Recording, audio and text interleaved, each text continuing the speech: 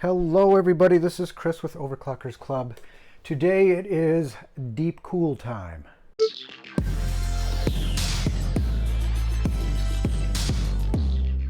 This is the AK400. It is a single tower, single fan cooler. It's a 120 millimeter fan. And this does use 4 6mm heat pipes, which is pretty standard. Socket compatibility, we do cover the latest LGA 1700 for Intel and the latest AMD AM4, which is good. Again, 6mm heat pipes. There are 4. Fan range goes from 500 at the low end all the way up to 1850, plus or minus 10%. 66.47 CFM on the fan airflow. It says pressure. Oh, wait a minute. That's airflow. Pressure is 2.04 millimeters of water. Fan noise less than 29 dBA. 4-pin PWM on the fan, fluid dynamic bearing.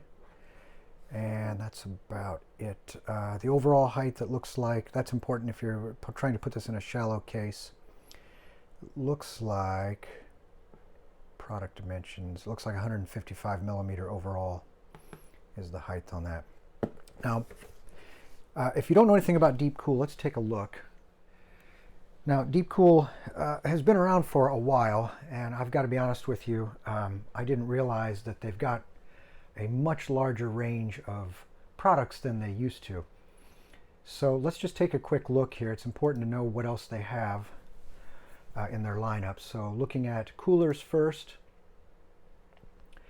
Liquid cooling, of course, we've got the usual 360 millimeter radiators all the way down to 120 with the usual RGB effects on the fans. Some of them it looks like you can get without the RGB, but it looks like there's still some RGB stuff going on with the pump housing. Air coolers. They've got a pretty good lineup of air coolers too. Now these are the larger dual tower, dual fan setups. They've got more heat pipes, of course. RGB effects also on the fans. We have the blacked out stealth versions here, if you like that. So a pretty good selection of air coolers and fans. Pretty good range of RGB fans. And let's see, laptop coolers, if you need a laptop cooler. And they do have cases. A few years ago, they didn't have much in the way of cases, but they've added quite a few to their lineup. They've got the usual RGB fans that are available, glass sides, which is the current trend for most manufacturers. Now this Quad Stellar Infinity, I've seen that a while back. That's an interesting case design. We've also got power supplies. That's something I believe that's fairly new. They've got quite a range of power supplies. And peripherals. So you've got mice, gaming mice, a couple of keyboards, mouse pad. So clearly DeepCool have increased their product lineup. All right, so now let's take a little better look at the cooler itself. Now, a smaller cooler like this, does this show the, I don't think this shows the, sometimes they'll put the TDP on there, that they're the target in terms of wattage that they're sort of aiming at on the CPU, but I don't see that listed on here.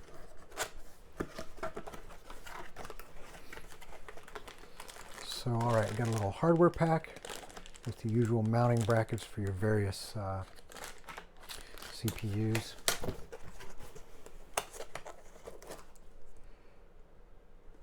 User guide, user manual, installation manual. And I always say no matter how many of these things you've installed, it's still a good idea to go over the steps and save yourself some headaches. I like the way they use the graphical representations for the steps. There's no text, no languages, so you don't have to have 20 different languages other than back here in the, these are usually like the warranty details, yeah, warranty information. Okay. So let's see what this looks like. I just popped the little protective cover off. This is to protect your base during shipping, and it looks like it comes with some thermal paste pre-applied. Of course, if you don't like that, you want to use your own thermal paste, you can just wipe that off. But you can see we've got it machined, exposed copper there. You've got 4 of the heat pipes that terminate up here in the top. I don't know if this pops off. Yeah, it looks like this pops off, so you can see the termination points in the top.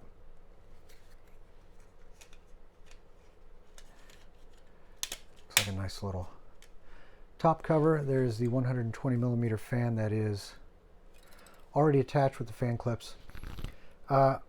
When you're working on your system, taking the fan off for cleaning or whatever, sometimes these clips can fall off, so make sure you have your motherboard not only off but completely powered down, and unplug your power supply.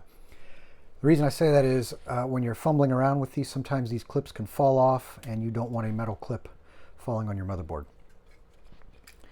Okay, so there's your 4-pin PWM connector for the fan. It looks like a decent amount of cabling there. And it also looks like, is this offset? That almost looks completely symmetrical. Sometimes they offset the base plate a little bit to allow for RAM clearance, but this is so narrow, I don't think we really will have an issue with RAM clearance. Now, one thing I want to say about testing this, oh, I didn't notice that it has an interesting, like a checkerboard pattern in the fins. That's a nice effect. Okay, when I test it, you know, this system here uses a 13900K CPU, and that thing can bring a 360 millimeter radiator, liquid cooled, pretty much to its knees. So to test this cooler on this system would be kind of pointless, because all it's going to do is immediately smack the thermal limits, and it won't really tell you anything. It'll just make this cooler really, really warm. So what I'll do is use this test system, which is using a 12600KF CPU, which is more of a mid-range CPU and probably more of a realistic matchup with this cooler from DeepCool. I counted 54 fins on the fin stack. And let's get the fan off here and take a closer look at it. Okay, so it has the same checkerboard pattern on both sides. So it looks like the cooler is pretty much symmetrical left to right, or front to back, however you want to look at it. So this is, again, a 120 millimeter by 120 millimeter fan, and 25 millimeter thick. Got some rubber isolators at the corners to help keep any vibration down, and that's about it on the fan. Okay, so going through the hardware bag, they do give you an extra set of fan clips, so if you want to add a second fan, so you have a fan on the front and the back, you can do that with these clips. So that's nice. So the bracketry here, what is nice is they have this universal type of bracket, and if you look at it, these, I think these pop off. It's a little tricky. I guess maybe they don't really need to pop off. Oh, there we go. Okay. Yeah. All right, so to go to your LGA 1700, you have to move these out, and they just click out. I've seen some brackets that have these little plastic covers that pop off. That one's a little stiff. That one's a lot stiff. Let's see if we can give it a little persuasion here. There we go. All right. So in the manual here on page 6, it shows that is what you do. You just pop those out. for your LGA 1700, because the previous sockets in the LGA 1700 are fairly close. They just move the holes out a little bit. All right, so there we go. Yeah, LGA 1200, 1151, 1150, 1155. You leave those pins in the, I guess, inboard position. All right, so I'm back over the test system. This is a Z690 Tomahawk DDR4 from MSI. This graphics card is really large. This is the new RTX 4090 from NVIDIA, but it's kind of in the way.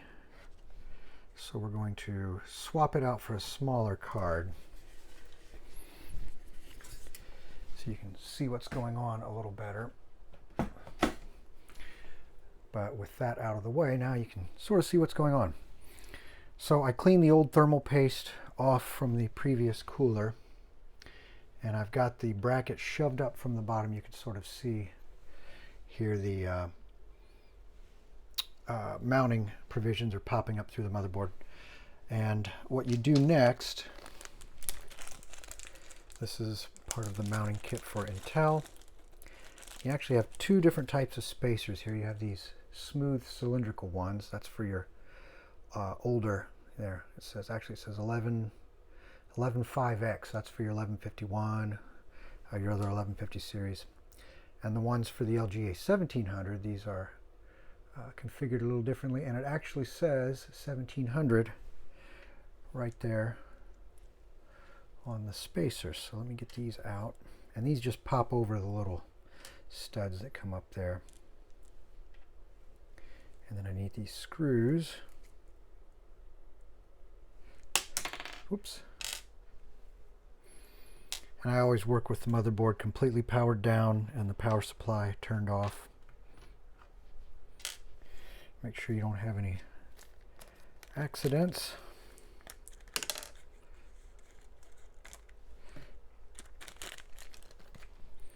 Okay, so these pop over. Let me get under here and push the bracket up from the bottom.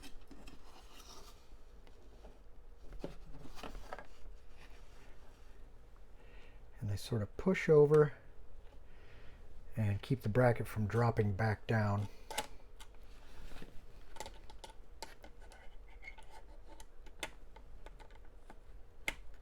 So there's a little bit of an interference fit.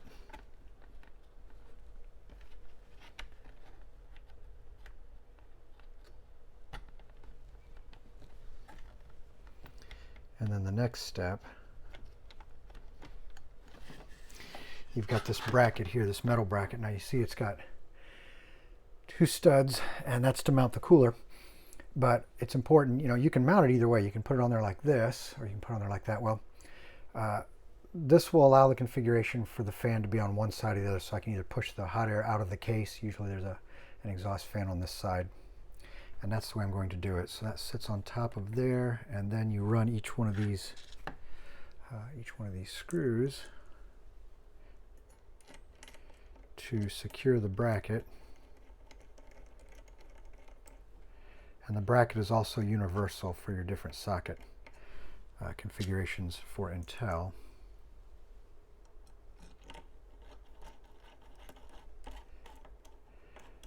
And I usually don't snug the screws all the way down until I'm ready.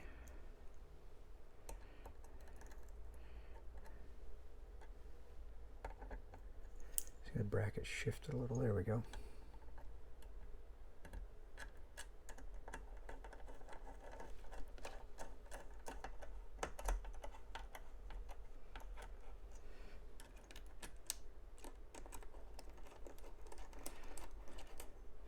Alright, now that I have all these in there, just sort of make sure that it is in the right orientation. That looks pretty good. And then I can go ahead and snug these down. I can see as I tighten them, it draws the bracket down.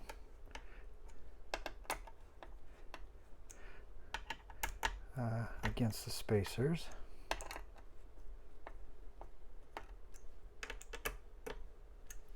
All right, now we can get the cooler on there.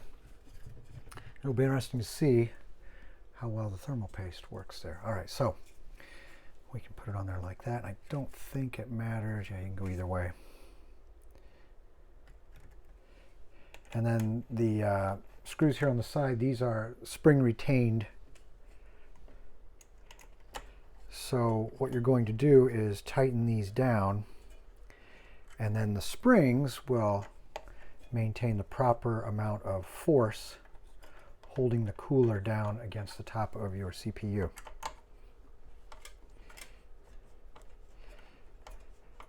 And what you do is you just tighten these down until they are bottomed out. They get harder to turn as you go.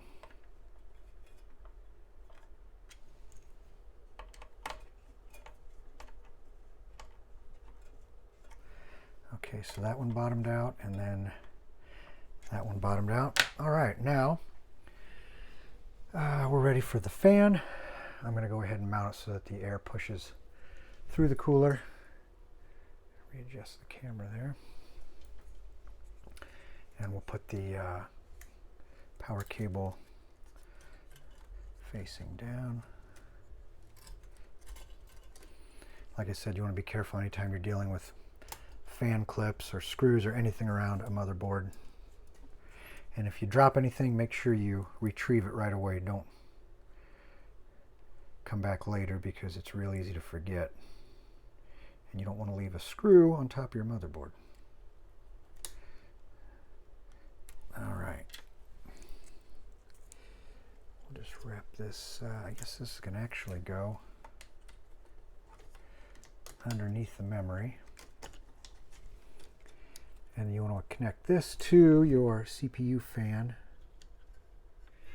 So I got that plugged in. Now there's actually another header up here that says pump, but we don't have a pump, so we'll just make sure that this is connected to the CPU fan. And I'll use a much smaller graphics card here. This is the 2070 Super. It's not quite as bulky, and it takes a different connector, so let me get that swapped out, and we should be ready to fire it up. Let me turn the power supply back on and then hit the power switch, and there we go. Took a couple reboots there. It must have sensed that it had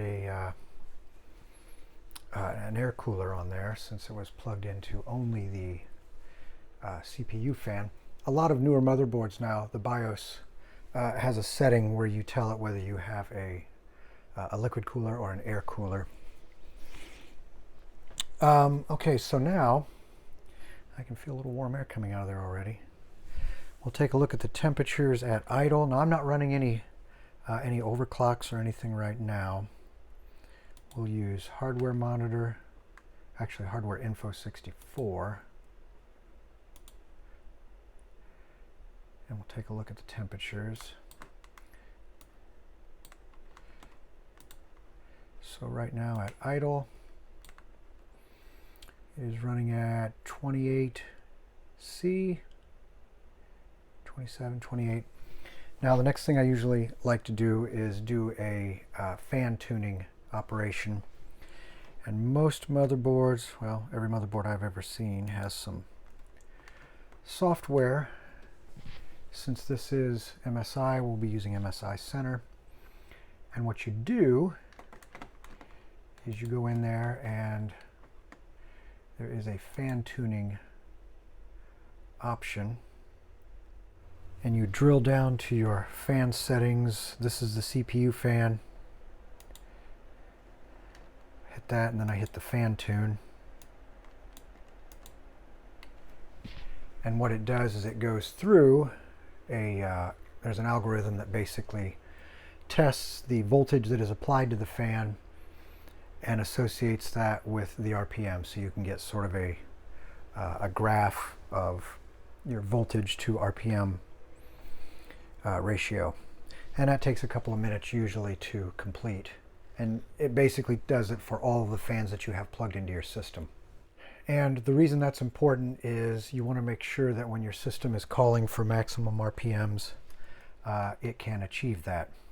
So right now we're idling at 528, 520, whatever, somewhere in that range. And on the box it showed the specifications for the fan was the slowest speed was about 500 RPM, so we're right there. Now what I can do, this is the fan curve for this particular system, but what I can do is I can come over here and go into manual mode, and let's go ahead and click on this. So the low end is 25%. We'll click 50% and see what that does to the RPMs. They should go up, and they are. And then we'll hit 75%. I believe the high end was 1850. So when I go to 100% here, we should see close to 1850 RPMs. And yeah, we're close to 1850 there. Okay, so that just tells me that I'm able to run the full spectrum of my fan speeds. So go back to smart fan mode,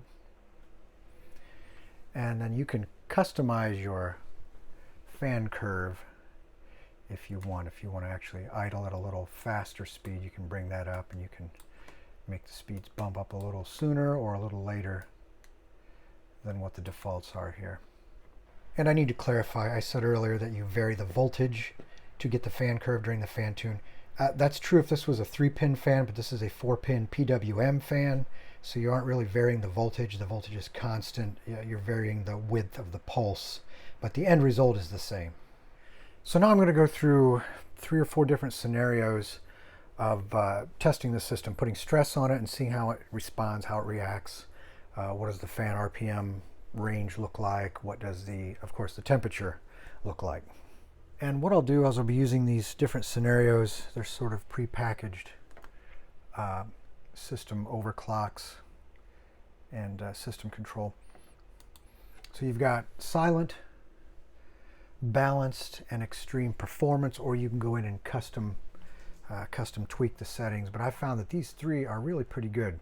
So right now we're in silent mode. And what silent mode does, if you want to be in silent mode, you don't want your fans really to be running at high speed in your case or in your system. And the way you do that is you don't generate heat. And the way you don't generate heat is you don't put a lot of power into your system. So basically you're running at a reduced clock speed. So for example, right now we're idling at 27C. You can see there's nothing going on here with our CPU. It's 499 megahertz, so there's really not much going on. Occasionally it pops up to what was that, 2600 megahertz. But I use Prime 95 here to stress it, and that will make some definite changes here. So I'll start the torture test here. I've been using Prime 95 for a while, and I really like it. Okay, so when we put stress on the system, it immediately bumps up to 2600 megahertz, almost 2700 megahertz, which is 2.7 gigahertz. And that's the P cores. The E cores are running at almost 3600 megahertz, which is 3.5 gigahertz. Our temperature now is holding, actually it's coming up a little bit, 53, 54C. And our fan speeds, let's see, go to the hardware monitoring. So we're only running at 22%. So again, you're keeping the sound down by keeping the system performance down, so you're not generating a lot of heat, even when it's under stress. And I can feel a little bit of warm air here coming out of the CPU cooler. And you can see that fan is not running very fast. And what I need to do is let this run for a while and not change anything and see where our maximum temperature is, because this will slowly creep up until we've got a full thermal soak on the cooler, the motherboard. Typically, if you're running your system in a case, which I'm not, it takes a while for the case to heat up and normalize. All right, we've been running for a little while. We're pretty much bouncing between 64 and 65 C. It is about 21 C in the room. That's our ambient temperature. So now we'll go ahead and kill the testing. We should see things drop pretty quickly, yeah. Then what I'll do is move to the mid-range, which is, get back over to the user scenario. So now this is balanced. So now you're going to see we're going to be putting a little more power into the system, and we're going to see things warm up a little more. So we switch over to the balanced mode, and then we take a look at the system with no testing. What does it look like? Our temperatures at idle, we're idling at about 35 C, 33 C, right around there. And you can see our clock speeds vary with anything that's going on with the system. Actually, it's still cooling down a little bit. I should give it a little more time. We're at 32 C now at the low end. So at idle, then you can see our maximum, looks like we're going up to about 4,800 megahertz is what it tops out at. But when we put a load on it, that may change. So let's see. Hit the torture test. Run the same test as before. And now when we are in the balanced mode, you should see our temperatures come up a little more. So we're already coming out of the gate at 67 C. Our fan speed goes up to about 60% because we need to move more air through it. It's still quiet, and we're running at about 3990 megahertz, which is about almost 4 gigahertz, and then that's on the P cores. The E cores are about 3300 megahertz again, or 3.3 gigahertz. And I'll let this run for a little while and sort of see what the temperature does.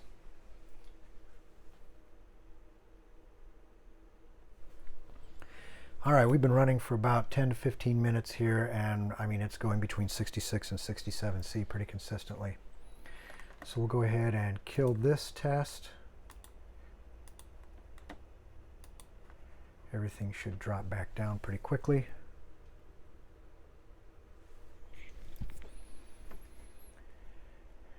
And then the next level, which is the highest level, is the extreme performance. So we hit that, and you can see right away we're bouncing off the top end of our clock speed there on our CPU, at least on the P cores. Doesn't look like the E cores really changed. They're still running about, well, they're running about 35, almost 3600 megahertz.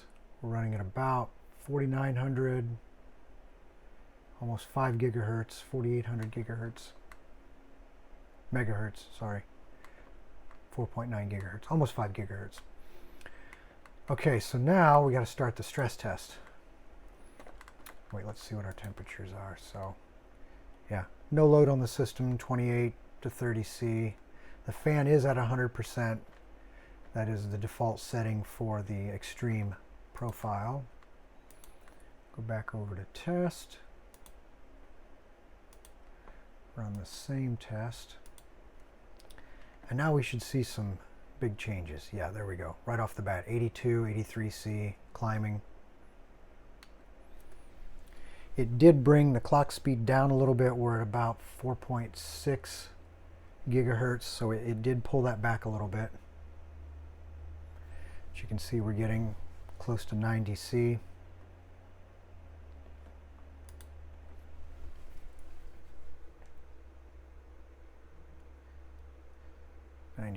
So we'll let this run for a little while. All right, so we've been running a while, and it looks like we've stabilized or topped out at about 98 degrees Celsius, which actually is not bad.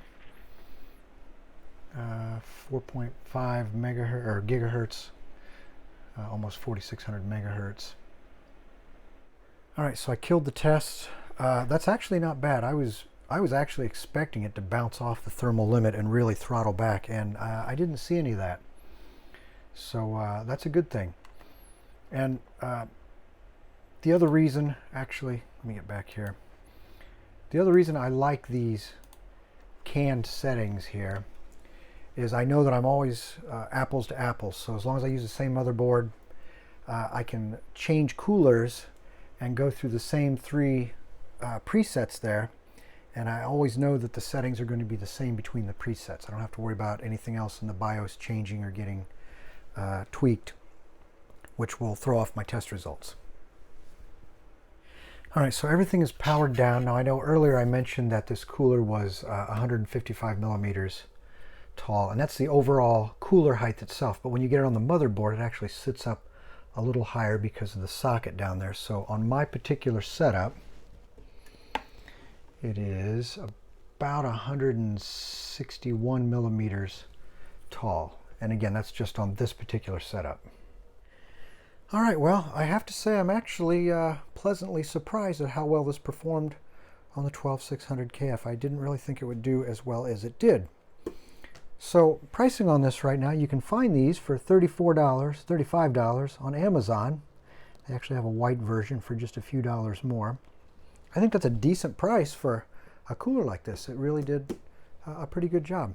In fact, I know I said early on that I was not going to run it on a 13900K because it would be pretty much pointless. But you know what? I think it did well enough. I'm going to just go ahead and throw it on there. You know, why not? And actually, I forgot to mention this earlier. The TDP, or the heat dissipation power, thermal design power on this, is actually 220 watts. Seems a little high for this cooler. I would have thought it would be a little lower than that, maybe closer to 150, maybe 200 watts, but it actually, the specifications show that it's 220, which makes me want to test it on here, the 13900K, even that much more. So we're going to do it. Okay, so now the cooler has been transferred from the Z690 motherboard with the 12600KF CPU over here to the Z790 with the 13900K CPU, which should dump a ton of heat into this cooler. Now, one thing to keep in mind is once you remove the cooler from the initial installation, you pretty much trash the thermal paste that has been applied from the factory. So you have to use a fresh dose of thermal paste, and I used some thermal paste I had from MSI. So everything has been installed. Now I will run through the same type of testing that I did on the other motherboard, and let's just see what it looks like. Okay, so let's talk about the two systems here. The Z690 with the 12600KF and the Z790 with the i9 13900K, and then the three different settings, silent, balanced, and extreme. These are the canned settings from the MSI software. And here we have your CPU P core, your E core. This is your voltage, fan speed. Of course, we don't have a pump, so there's nothing in that column. And then the power. And then on the very end here, we've got the temperature. And again, this is done under stress using Prime 95. So look at the silent mode. We keep things quiet by keeping the processor speed low, so we're not generating a lot of heat. And the fan speed is, of course, very low, so things are very quiet. We only use 102 watts, so we keep the temperature at 65 degrees C. Now, you can vary the fan speed. You can go in there and push it up yourself if you want to bring your temperature down a little, but these are the canned settings, again, so I'm consistent across all of my testing. We look at the balance setting, which is most likely something I would think most people would probably use. We bring the processor speed up. Our E-core value changes just a little. It actually drops slightly. Voltage went down a little bit, but the fan speed kicked up quite a bit. We use a little more wattage, and then we keep our temperature very close to the temperature we saw in silent mode. And then the extreme, of course, is where we really crank the processor speed up to about 4.5 gigahertz. The E-core stays about the same. Well, actually, it goes back to the same speed it was in the silent mode. Our voltage goes up. Our fan speed goes up. We're pretty much maxed out on the fan speed, or close to it. A little over 200 watts, and this is where we push things up to 98 degrees Celsius. We're really close to the upper limit, and this is not a realistic temperature you want to keep your system at all the time. Again, this is for benchmarking. Now we come over to the Z790, and that's a little different animal. and it is capable of dumping an enormous amount of heat into a cooler. But let's look at the three different settings here. So we've got silent, balanced, and extreme. If we look at the silent mode, it's just like we saw up here on the Z690. With the Z790, it comes in with a very low clock speed, and again, the purpose there is to keep the heat down, so you keep the fan speed down, and even there we keep it at 70 degrees Celsius, which is fairly warm. Again, you can crank the fan speed up a little bit and probably bring that number down. We're dumping about 125 watts into the system, 1.043 volts. Now we come over to the balanced mode. We're getting the clock speed up to something that's certainly not impressive, but it's more usable. And we bring the voltage down a little bit. You can see the fan speed kicks up. We've got the same amount of power being used, but we bring the temperature down. So that surprised me a little. I really expected this to be up a little higher. And that may be because we've got the fan speed up a little bit with the lower voltage. But this is a more usable type of situation. Now we get into the extreme with the overclock. Again, this is not really anywhere near what this processor is capable of, but you can see we're bouncing off the thermal limits, so you start to throttle. So yeah, you can crank it up, but when you're throttling, you're kind of defeating the entire purpose. So our voltage, 1.214, we got the fan pretty much maxed out, 250 watts, so again, yeah, we're pushing the thing well beyond the limits. So really, you know, I put it on the 13900K just because, zoom out a little there, just because I had one and figured, what the heck, let's just see what it does. And you know, it didn't do all that bad. It actually did a little better than I thought. Okay, so overall, I like the AK400. It did a good job handling the heat from my 12600 KF CPU. It even stood up to the 13900 for the most part.